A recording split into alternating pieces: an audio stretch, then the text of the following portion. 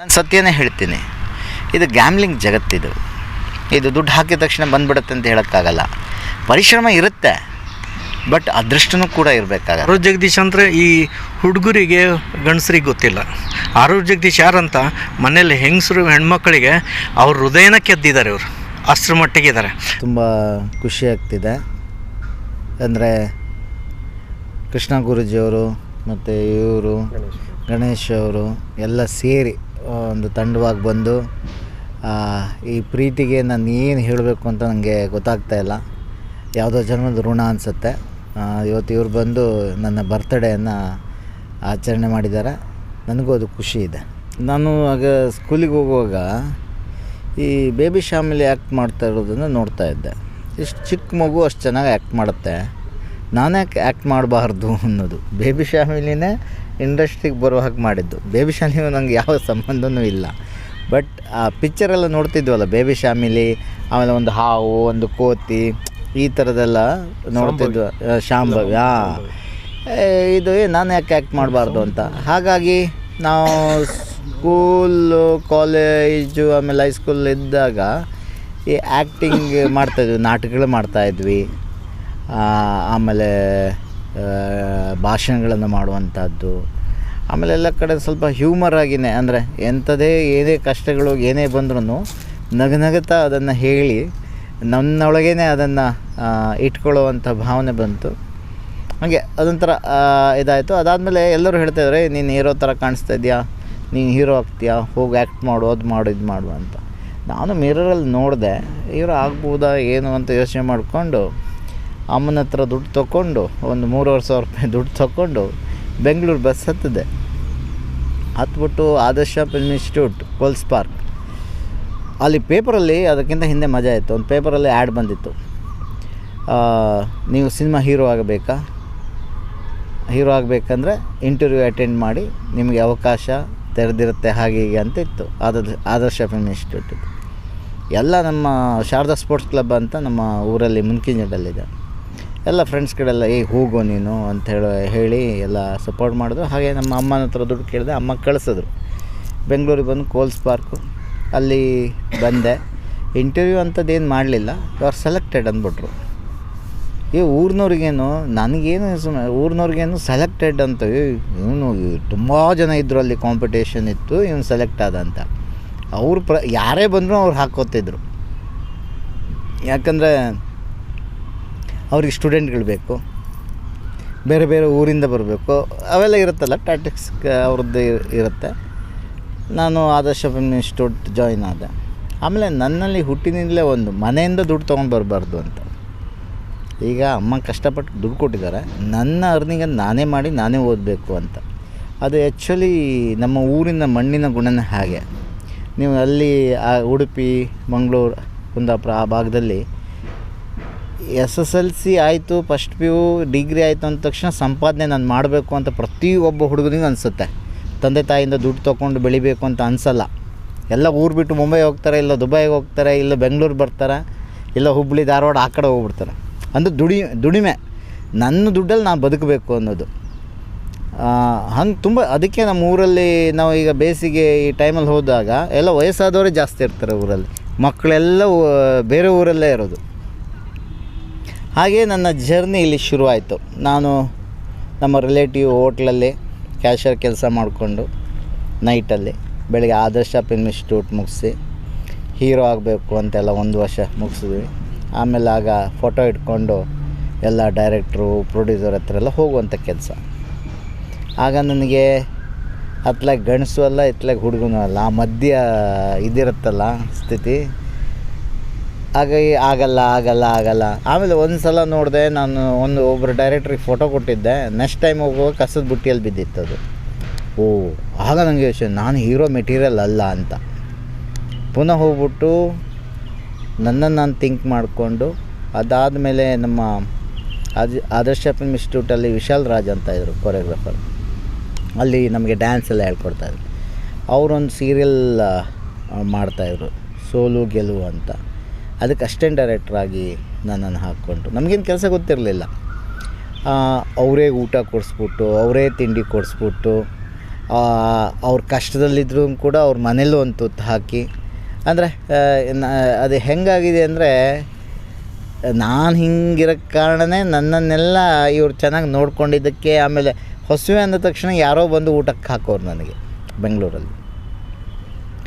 ಸೋಲು ಗೆಲುವು ಟೆಲಿಕಾಸ್ಟ್ ಆಗಲಿಲ್ಲ. ಅದಾದಮೇಲೆ ಅಸಿಸ್ಟೆಂಟ್ ಡೈರೆಕ್ಟರ್ ಅಂತ ಫಿಕ್ಸ್ ಆಯಿತು, ಡೈರೆಕ್ಷನ್ ಡಿಪಾರ್ಟ್ಮೆಂಟ್ ಅಂತ. ದೊಡ್ಡ ದೊಡ್ಡ ಡೈರೆಕ್ಟ್ರ್ ಹತ್ರ ಕೆಲಸ ಕಲಿಬೇಕು ಅನ್ನೋ ಆಸೆ. ವಿಶಾಲ್ ರಾಜ್ ಅವರು ಬಿ ಸುರೇಶ್ ಅವ್ರ ಹತ್ರ ಹೋಗು. ಆಗ ನನಗೆ ಬಿ ಸುರೇಶ್ ಅವ್ರ ಸಾಧನೆ ಸೀರಿಯಲ್ ಇಲ್ಲ ನಾನು ದೊಡ್ಡ ದೊಡ್ಡ ಡೈರೆಕ್ಟ್ರು ಡಿ ಬಾಬು ಅವರು, ಸುನೀಲ್ ಕುಮಾರ್ ದೇಸಾಯಿ ಅವರು, ಆ ಥರದ್ದು ಇಲ್ಲಿ ಹೋಗಬೇಕು ಅಂತ, ಫಸ್ಟ್ ಇಲ್ಲಿ ಹೋಗು ಅಂತ. ಸರಿ ಅಂತ ಒಂದಿನ ಆಗ ಸಾಧನೆ ಸೀರಿಯಲ್ ಬರ್ತಾಯಿತ್ತು ಬಿ ಸುರೇಶ್ ಅವರದ್ದು. ಬಂದ ತಕ್ಷಣ ಯಾವ ಊರು ಅಂದರು.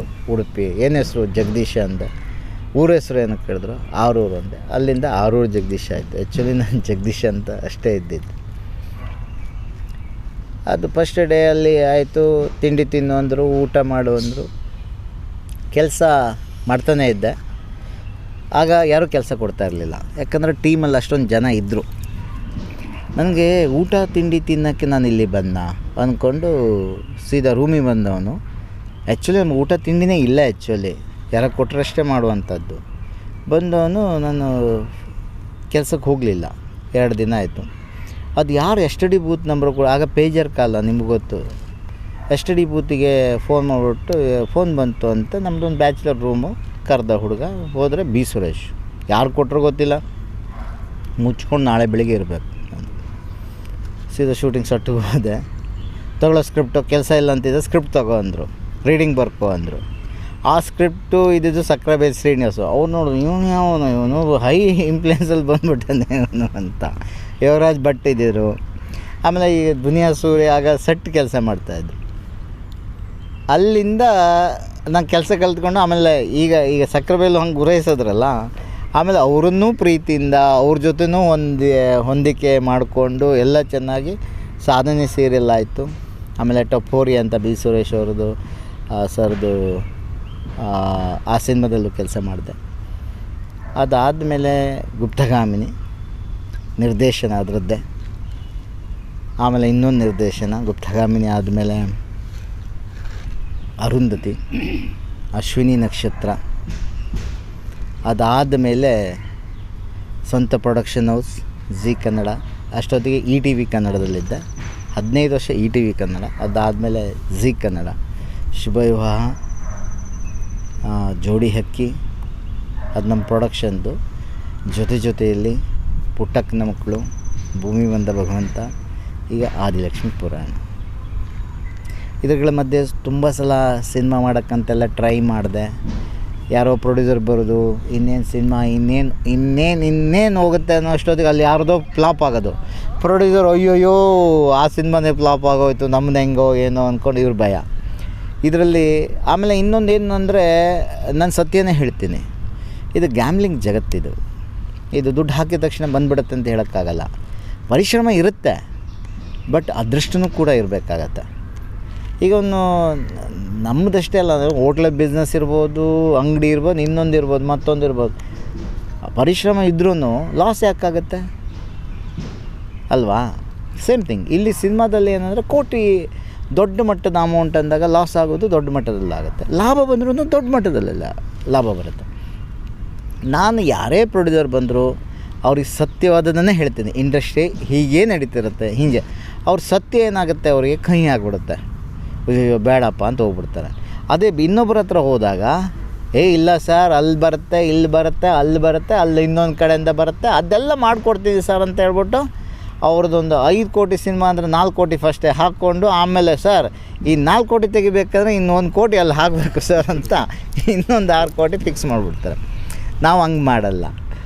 ಹಾಗಾಗಿ ನನಗೆ ಸಿನಿಮಾ ಇವತ್ತು ತನಕ ಮಾಡೋಕ್ಕಾಗಲಿಲ್ಲ. ಜೀವನ ಹಿಂಗೆ ನಡ್ಕೊಂಡು ಹೋಗ್ತಿದ್ದೆ. ಇದು ನನಗೆ 47 ವರ್ಷ ಮುಗೀತು, 48 ನೋಡ್ಬೇಕು ಏನೇನು ಮಾಡಬೇಕು ಅಂತ. ಆಮೇಲೆ ನನಗಿರೋದು ನನ್ನ ಹೆಂಡತಿ, 2 ಗಂಡು ಮಕ್ಕಳು, ಒಬ್ಬ ಫಸ್ಟ್ ಇಯರ್ PU, ಇನ್ನೊಬ್ಬ 3ನೇ ಕ್ಲಾಸು. ಅಲ್ಲೂ 7 ಇಯರ್ ಗ್ಯಾಪು. ನನಗೂ ನನ್ನ ಹೆಂಡತಿಗೂ ಏಜಲ್ಲಿ 7 ಇಯರ್ ಗ್ಯಾಪು. ಕರೆಕ್ಟಾಗಿ ಮೇಂಟೈನ್ ಮಾಡಿದ್ದೀವಿ ಅಂದ್ಕೋತೀನಿ. ಗೊತ್ತಿಲ್ಲ, ಮಾತುಕತೆಗಳು ಇರ್ತವೆ.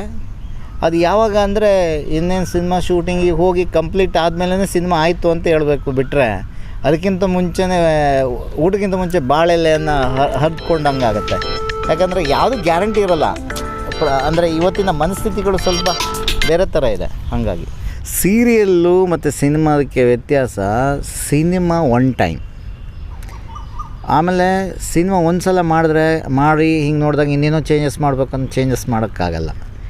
ಸೀರಿಯಲ್ಲು ಹಾಗಲ್ಲ. ಹೆಂಗೆ ಗೊತ್ತಾ, ಈ ಕೋಲನ್ನು ಬೆಂಡ್ ಮಾಡ್ತೀವಿ ಗೊತ್ತಾ, ನಿಧಾನಕ್ಕೆ ನಮ್ಗೆ ಹೆಂಗೆ ಬೇಕೋ ಹಂಗೆ ಕಥೆನ ಬೆಂಡ್ ಮಾಡ್ಬೋದು. ಯಾಕಂದ್ರೆ ಡೈಲಿ ಎಪಿಸೋಡು. ಇವತ್ತೊಂದು ಎಪಿಸೋಡ್ ಮಾಡಿದಾಗ ನೀವು ಚೆನ್ನಾಗಿಲ್ಲ ಅಂತ ಬೈದಾಗ ಅದು ಹಂಗೆ ಆಗಿದ್ರೆ ಚೆನ್ನಾಗಿರ್ತಿತ್ತು ಅಂದಾಗ ನೆಕ್ಸ್ಟ್ ಡೇ ನಮ್ಗೆ ಅವಕಾಶ ಇದೆ ಅದು ಮಾಡೋಕ್ಕೆ. ಸಿನಿಮಾದಲ್ಲಿ ಅದಿಲ್ಲ, ಸೀರಿಯಲಲ್ಲಿ ಅದಿದೆ. ಆಮೇಲೆ ಸೀರಿಯಲಲ್ಲಿ ನಟರುಗಳಿಗೆ ನಟನೆ ಗೊತ್ತಿಲ್ಲದವ್ರಿಗೆ ಇಲ್ಲಿ ಕಲ್ತ್ಕೊಳ್ಳೋಕ್ಕೆ ಅವಕಾಶ ಇದೆ. ಅಲ್ಲಿ ಅವಕಾಶವೇ ಇಲ್ಲ, ಗೊತ್ತಿರೋರು ಮಾತ್ರ ಮಾಡಬೇಕು. ಇಲ್ಲಾಂದ್ರೆ ಅದು ಇತಿಹಾಸದ ಪುಟಕ್ಕೆ ಸೇರ್ಕೊಂಡ್ಬಿಡುತ್ತೆ. ಮಾಡಿದ್ರೆ ಮುಗೀತಲ್ಲಿ. ಇಲ್ಲ ಹಾಗಲ್ಲ, ಇಲ್ಲ ಆ್ಯಕ್ಟಿಂಗ್ ಕಲ್ತ್ಕೋಬೋದು, ಕೆಲಸ ಕಲ್ತ್ಕೋಬೋದು, ಈ ಥರದಲ್ಲಿ ಅವಕಾಶ ಇದೆ. ಹೌದು, ಅವ್ರು ಥಿಂಕಿಂಗ್ ಮಾಡ್ತಾರೆ. ಯಾಕೆ ಗೊತ್ತಾ, ಡೈಲಿ ಮನೆಗೆ ನಾವು ಹೋಗ್ತೀವಿ, ಡೈಲಿ ನೋಡೋರನ್ನ ಥಿಯೇಟ್ರಿಗೆ ಯಾಕೆ ಹೋಗಿ ನೋಡಬೇಕು, ದುಡ್ಡು ಕೊಟ್ಟು ಯಾಕೆ ನೋಡಬೇಕು ಅಂತ ಜನರ ಫೀಲಿಂಗ್ಸ್ ಬರುತ್ತೆ ಅಂತ. ಬಟ್ ನನಗದು ಸರಿ ಅಲ್ಲ. ಯಾಕಂದರೆ ಒಂದೇ ಥರದ ಕ್ಯಾರೆಕ್ಟರ್ ಅಲ್ವಲ್ಲ. ಸಿನಿಮಾದಲ್ಲಿ ಒಂದು ಒಳ್ಳೆ ಕ್ಯಾರೆಕ್ಟ್ರನ್ನ ನಿಭಾಯಿಸಿದ್ರೆ ಬಂದು ನೋಡ್ತಾರೆ. ನಾವು ಮಾಡ್ತಾ ಇರೋದು ಪಾತ್ರ. ನಾನು ಆರು ಜಗದೀಶ್ ಆಗಿ ದಿನ ಆರು ಜಗದೀಶೇ ಬಂದರೆ ಅದು ಸರಿ, ಜನ ನೋಡಲ್ಲ. ಒಂದಿನ ಆರು ಜಗದೀಶ್ ಆಗಿ ಇನ್ನೊಂದು ನಿಮ್ಮ ಎ ಆಗಿ ಬಿ ಆಗಿ ಸಿ ಆಗಿ ಆ್ಯಕ್ಟ್ ಮಾಡಬೇಕು, ಬಾಡಿ ಲ್ಯಾಂಗ್ವೇಜ್ ಚೇಂಜ್ ಇರಬೇಕು. ಒಂದೇ ಥರ ನಾನು ಆ್ಯಕ್ಟ್ ಮಾಡ್ತಾಯಿದ್ರೆ ಬೋರ್ ಆಗುತ್ತೆ. ಇವ್ರು ಹಂಗೆ ಮಾಡಬೇಕು. ಉಮಾಶ್ರೀ ಅಮ್ಮ ಮಾಡಲ್ವಾ, ಅವ್ರಿಗಿಂತ ಬೇಕಾ? ಆ್ಯಕ್ಚುಲಿ ಅವ್ರು ಮಾಡುವ ಕೆಲಸನ ಪ್ರೀತಿಯಿಂದ ಮಾಡಿದ್ರೆ ಅದು ಅವ್ರನ್ನ ಕರ್ಕೊಂಡು ಹೋಗುತ್ತೆ. ಈ ಶೋಕಿಗೆ 4 ದಿನಕ್ಕೆ ಇದು ಮಾಡ್ತೀನಿ, 5ನೇ ದಿನಕ್ಕೆ ಇನ್ನೊಂದಕ್ಕೆ ಹಾರ್ತೀನಿ ಅನ್ನೋರಿಗೆ ಇದು ದಕ್ಕಲ್ಲ. ಇಲ್ಲಿ ಒಳ್ಳೆಯದು ಎಕ್ಸ್ಪೀರಿಯೆನ್ಸ್ ಆಗುತ್ತೆ ಸರ್, ಕೆಟ್ಟ ಎಕ್ಸ್ಪೀರಿಯೆನ್ಸು ಆಗುತ್ತೆ. ಪೇಷನ್ಸ್ ಬೇಕು, ತಾಳ್ಮೆ ಬೇಕು. ತಾಳ್ಮೆ ಇಲ್ಲ ಅಂದರೆ ಇಲ್ಲ, ಆಗಲ್ಲ. ಒಂದು ಹೊತ್ತು ಊಟ ಸಿಗುತ್ತೆ, ಒಂದು ಹೊತ್ತು ಊಟ ಸಿಗಲ್ಲ. ಎರಡನ್ನೂ ಬ್ಯಾಲೆನ್ಸ್ ಮಾಡ್ಕೋತೀರಾ, ಇಲ್ಲಿಗೆ ಬನ್ನಿ. ಬ್ಯಾಲೆನ್ಸ್ ಮಾಡ್ಕೊಳ್ಳಲ್ವಾ, ಬರಬೇಡಿ.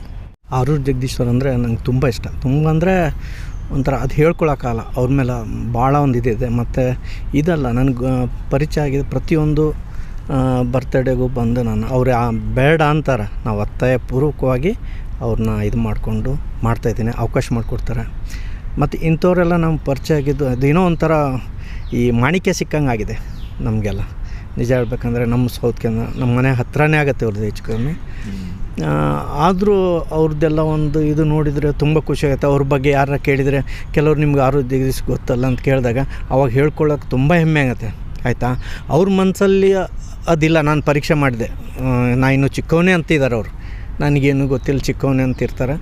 ನನಗಂತೂ ಭಾಳ ಇದೆ. ಯಾಕೆಂದರೆ ಆರೋಗ್ಯ ಜಗದೀಶ್ ಅಂದರೆ ಈ ಹುಡುಗರಿಗೆ ಗಂಡಸ್ರಿಗೆ ಗೊತ್ತಿಲ್ಲ.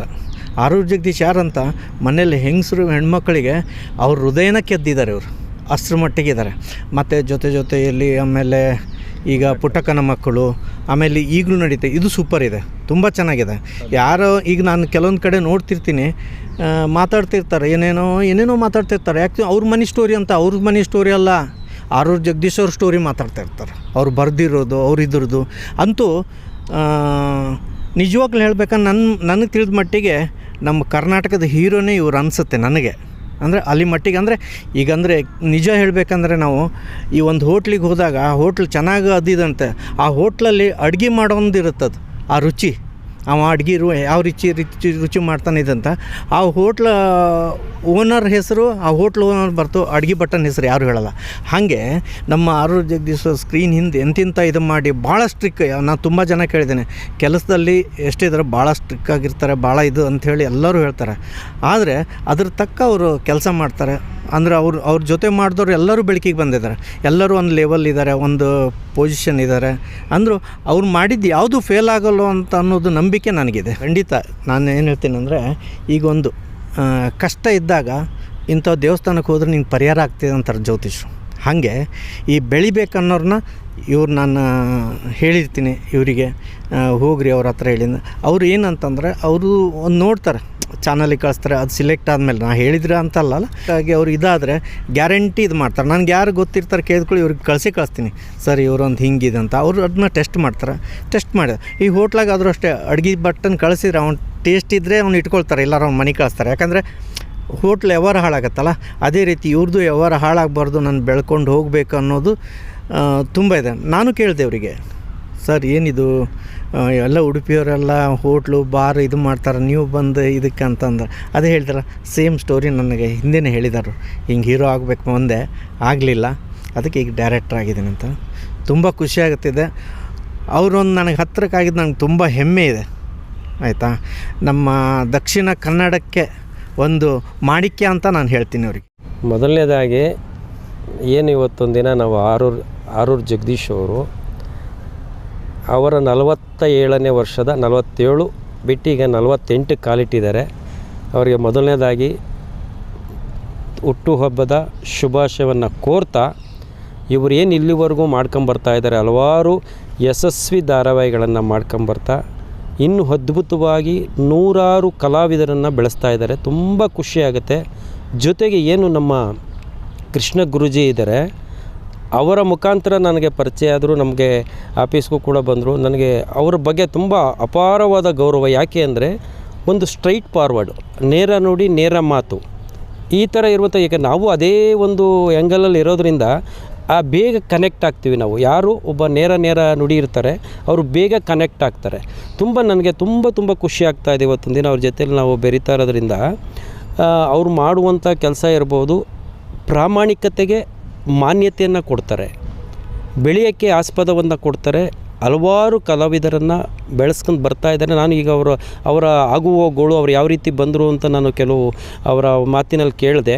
ತುಂಬ ಖುಷಿ ಆಯಿತು. ಯಾವ ರೀತಿ ಬಂದರು, ಅವರ ತಂದೆ ತಾಯಿ ಬಗ್ಗೆ ಗೌರವ ಎಷ್ಟು ಇಟ್ಕೊಂಡಿದ್ದಾರೆ, ಯಾವ ರೀತಿ ನಾನು ಹೆಂಗೆ ಬಂದೆ, ಏನು ಮಾಡಿದೆ ಅನ್ನೋದು. ನಿಜವಾಗ್ಲೂ ಒಬ್ಬ ಕಲಾವಿದರಾಗಬೇಕು, ಒಂದು ಏನಾರು ಆಗಬೇಕು ಅಂದರೆ ಹಠ ಛಲ ಇರಬೇಕು, ಮಾಡುವಂಥ ಕೆಲಸ ಪ್ರಾಮಾಣಿಕತೆ ಇರಬೇಕು, ಅದಕ್ಕೆ ಒತ್ತನ್ನು ಕೊಡಬೇಕು. ಒತ್ತನ್ನು ಕೊಡಬೇಕು ಅಂದರೆ ನಾನು ಮಾಡಬಲ್ಲೆ, ನಾನು ಮಾಡೇ ತೀರ್ತೀನಿ ಅನ್ನೋ ಒಂದು ಪಾಯಿಂಟನ್ನು ಇಟ್ಕೊಂಡು ಬಂದಾಗ ಖಂಡಿತ ನಾವು ಯಶಸ್ವಿಯನ್ನು ಕಾಣ್ತೇವೆ. ಈಗ ತಾವು ಹೇಳಿದ್ರು ನಾನು ಸಿನಿಮಾ ಮಾಡಬೇಕು ಅಂತ ಹೊರಟೆ, ಅದು ಸ್ವಲ್ಪ ಆ ಕಡೆ ಈ ಕಡೆ ಆಗ್ತಾಯಿದೆ ಅಂತ.